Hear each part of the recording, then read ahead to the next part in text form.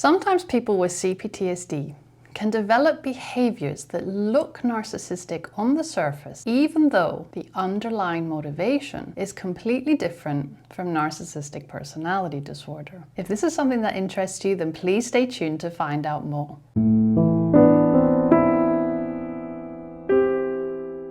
Now, when we grow up in an environment that was characterized by constant abuse, constant emotional neglect, narcissistic parenting, and chronic trauma, these environments will create certain survival strategies that may resemble narcissistic traits. However, these behaviors usually stem from fear, from uncertainty, from shame, from hypervigilance, and from unmet attachment needs. Many individuals with CPTSD that are trying to heal are scared that they also have NPD, but all of these behaviors that they usually display are not because of a lack of empathy. Now, some of the behaviors that I'm going to talk about, I think are going to help you feel a little bit better about certain things that you may do that you are afraid may look narcissistic. It is almost impossible to have grown up with two narcissists and not have picked up certain behaviors that are not healthy.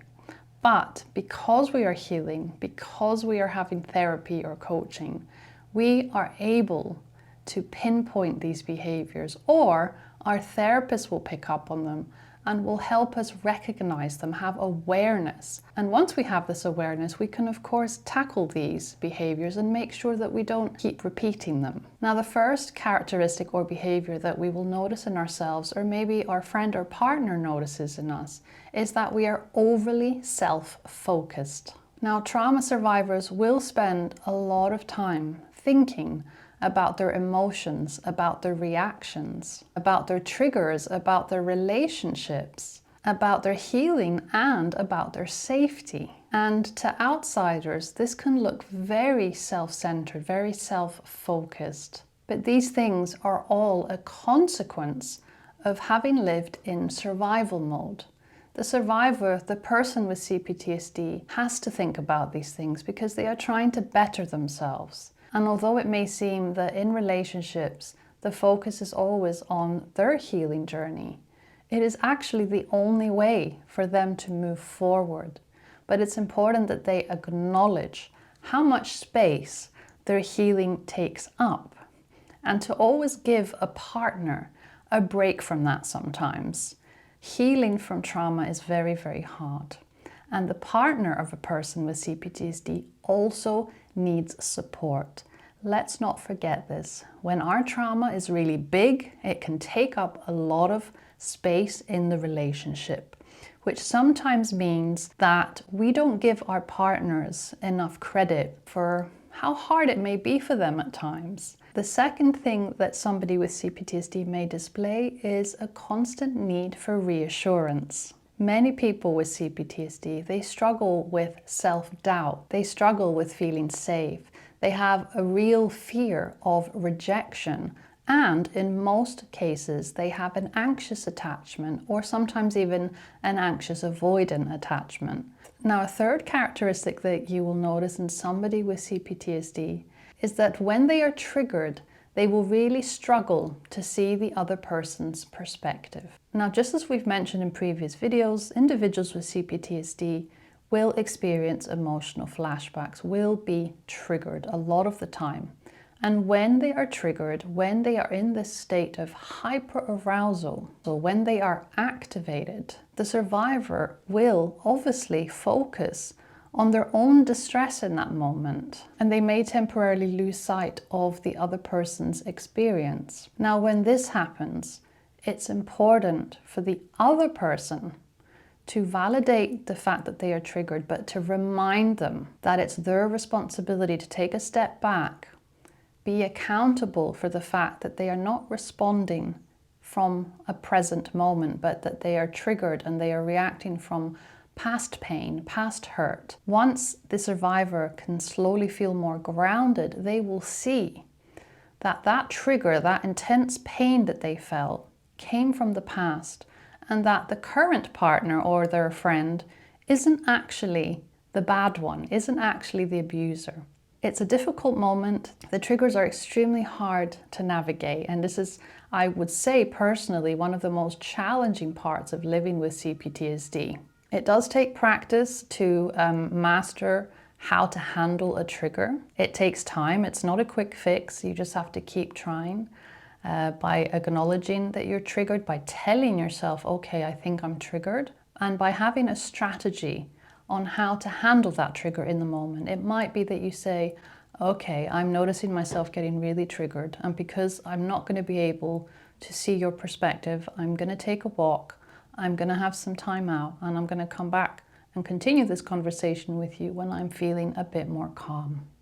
That is a good way of handling a trigger. Another very important characteristic that we will see in someone that has CPTSD is what is known as oversharing or trauma dumping. Now, some survivors use excessive self-disclosure, and they do this because they desperately seek connection from others. And they also do this to test whether they are safe, whether the other person can handle their trauma, whether the other person is going to reject them or not. So they overshare in order to gain reassurance. And of course, what this does is it can overwhelm certain relationships. You don't need to overshare everything in order for someone to accept you and not reject you. Another thing that you will notice in people with CPTSD is that a lot of them will have an excessive need for control. So control is born out of fear. It's born out of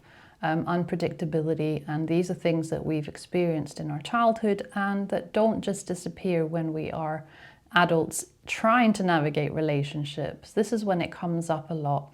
And again, it's all about awareness. If we have awareness that we may be a little bit controlling, then we can change that. Now, other things that people will notice when someone has CPTSD is that they are emotionally intense. They will have strong emotional reactions, which can be misunderstood as being overly dramatic or overly attention-seeking, when actually they are just signs of emotional dysregulation. There is also a lot of hypervigilance. Because they have CPTSD, they will analyze all interactions, they will pick them apart, they will, in most cases, assume rejection from others, and they will constantly seek out signs of somebody potentially abandoning them.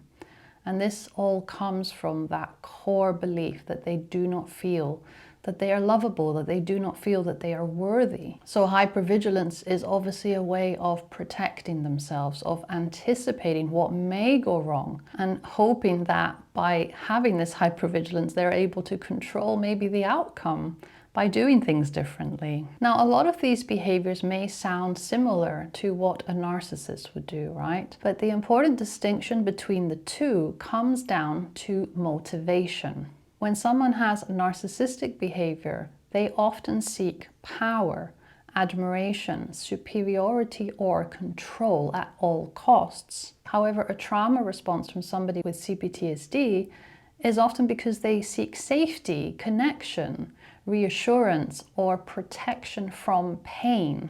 A trauma survivor will behave in ways that are difficult for others, but they are usually capable of empathy, of self-reflection, of accountability, and of growth. The very fact that somebody with CPTSD worries that they may be narcissistic often shows a level of self-awareness that narcissistic individuals actually struggle with or can't do at all. It's important to understand that if you have CPTSD, you are going to have certain controlling tendencies. You are going to people please.